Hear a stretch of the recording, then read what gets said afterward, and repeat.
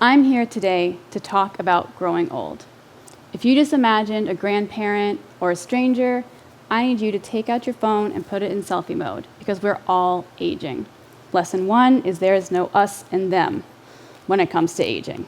We're all aging. And the goal of our current younger selves should be to become our future older selves. But a lot of us fear growing older, and you'll find ageism everywhere you look. But the truth is, old age is a privilege. The very definition of privilege means that not all of us have it. And I want to talk about why we must all work to ensure all of us can reach old age.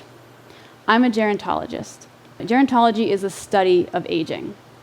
Gerontologists study aging throughout the lifespan holistically through a psychological, biological, and social lens.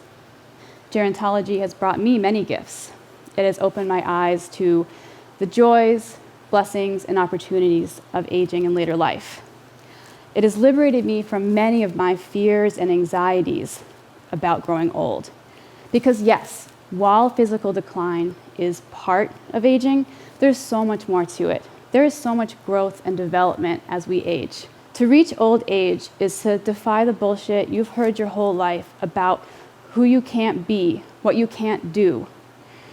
To reach old age is to be finally, fully, wholly you. Amazing, right? Well, part of being finally, fully, wholly you includes a lot of growth. As we grow older, the average person experiences increases in things like happiness, executive functioning, emotional regulation, reduced stress, etc., and so on. And this is all shown by academic research and evidence. We tend to focus on just the physical decline part of aging, but more importantly, we grow and develop in so many ways. Elderhood is a time of purpose, growth, and development, just like childhood and adulthood. Elderhood also comes with unique social roles, responsibilities, and opportunities. Personally, I look forward to my future self. I look forward to my elderhood. Some of my grandparents are still alive today, and my other grandparents and great-grandparents lived to see their 90s. I'm hoping to see 100, and I have a really good chance of getting there. However, we don't all have the same chance of getting there, including in the city where I live, Richmond, Virginia. What does this map show us? This map is telling us that in Richmond, one can travel just a few miles and see a life expectancy drop of 20 years. We need to talk about what has happened here. When we're talking about life expectancy and outcomes in Richmond, we also need to be talking about wealth. We know that wealth and access to resources are a key part of this story. When we're talking about health and wealth equity, we need to be acknowledging race-based discrimination. Wealth and racial equity are an important part of any conversation about older adults and outcomes in Richmond. As Audre Lorde says, there is no such thing as a single-issue struggle because we do not lead single-issue lives. So let's talk about how we got here. Redlining is just one of a collection of systemic race-based policies that have minimized Black wealth, leading to many of the outcomes we see today. What is redlining? Well, in 1934, the National Housing Act of 1934 created the Home Owners Loan Corporation, or HOLC, which is the entity credited with coining the phrase redlining. Redlining is the process of denying or charging more for services like banking and insurance. As seen in this map, the areas marked in red or graded D by the HOLC were predominantly African American neighborhoods. The underlying racism of the HOLC grading system and the resulting lack of investment in predominantly African American neighborhoods is still prevalent today. So let's talk about how these decisions were made by reviewing some documents. The first document we're going to talk about is the HOLC grading scale for Windsor Farms. Windsor Farms was and still is one of the most affluent neighborhoods in Richmond. Now look at section 5 and look at items A and D in the percentages. Now look at the grade this neighborhood received. Grade A. This means that neighbors here were eligible for services like banking and insurance, helping them to secure home ownership and protect future wealth. Now let's look at another neighborhood in Richmond. This is the HOLC grading map for Jackson Ward. Jackson Ward was at this time known as the epicenter of ascendant Black political and economic power in Richmond. But you wouldn't really know that from reading this HOLC grading scale here. It doesn't have much description. And look at the inhabitants section and the percentages, look at item D, and then look at the grade that this neighborhood was given, grade D. Neighbors here were denied services. These documents leave us no wiggle room to talk about how these decisions were made. And today, for elders living here, this isn't something they learned about as a distant, long ago episode. This is their own experience. This is a current injustice they live with. Redlining made wealth accumulation and life in general easier for white people and harder or impossible for Black people.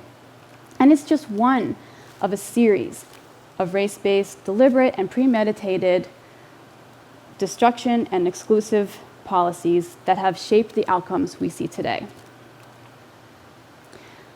I want to compare this map from 1934 to the most recent census data on poverty. So that brings us back to the life expectancy data. The neighborhood here with the average lowest life expectancy, Gilpin, there's a public housing community there.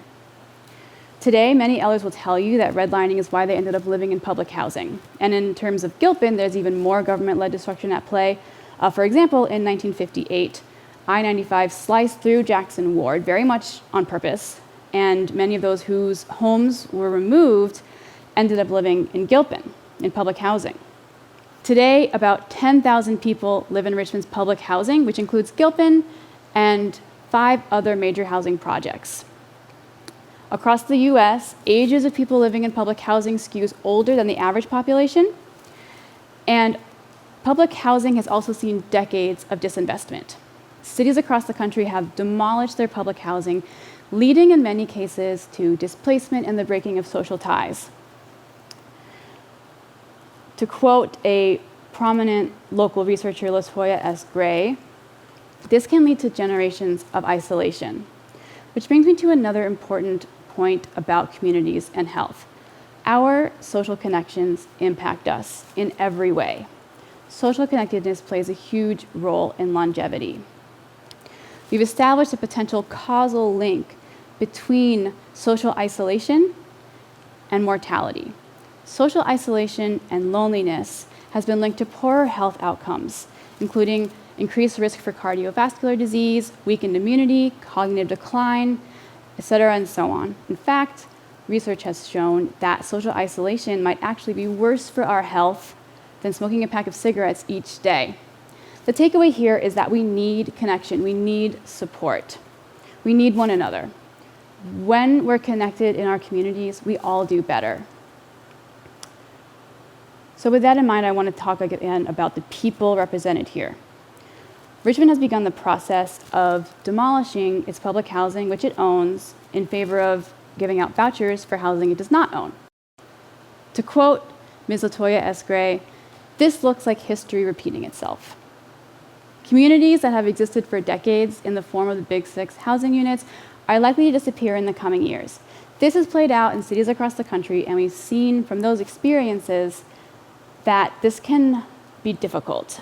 Oftentimes, residents who've been relocated can find it hard to reestablish networks of support in their new environments.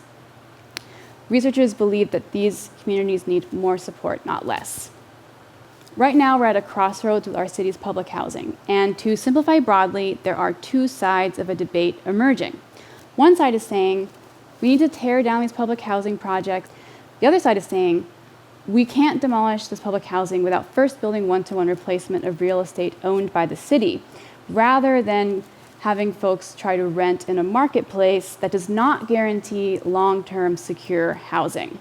Which of these 2 sides will ensure a future where all of us has the same opportunity to grow old? Well, like many debates, sometimes what is not being said can be even more interesting than the arguing on either side. The way we can ensure we're working toward this goal is by, first, Understanding that public housing is a public service created and managed on behalf of all of us, whether we live there or not, just like the postal service or a fire department. Your house will probably never burn down, but you wouldn't want your fire department erased. Second, we must center the voices of those affected in all policy decisions. And third, we must demand transparency of our government officials as they make those decisions. We're taking a big step toward reframing the way that we think about our communities and our health in our communities. We're doing a big step of making this map balance out. So how can you do your part to ensure a future where we're starting to balance out that life expectancy map so it looks more like this? First, catch up on the history. As a young person, people in government may try to tell you that you're in over your head. Ignore them. You're not too young to be involved because we're all aging. These wide discrepancies in life expectancy have been created by design, and we need to work to dismantle that design. We know that life, health, and happiness are about more than the bare minimum, the base level needs. But our base level needs, like stable housing, impacts our access to longevity. And we all deserve to live long, joyful lives.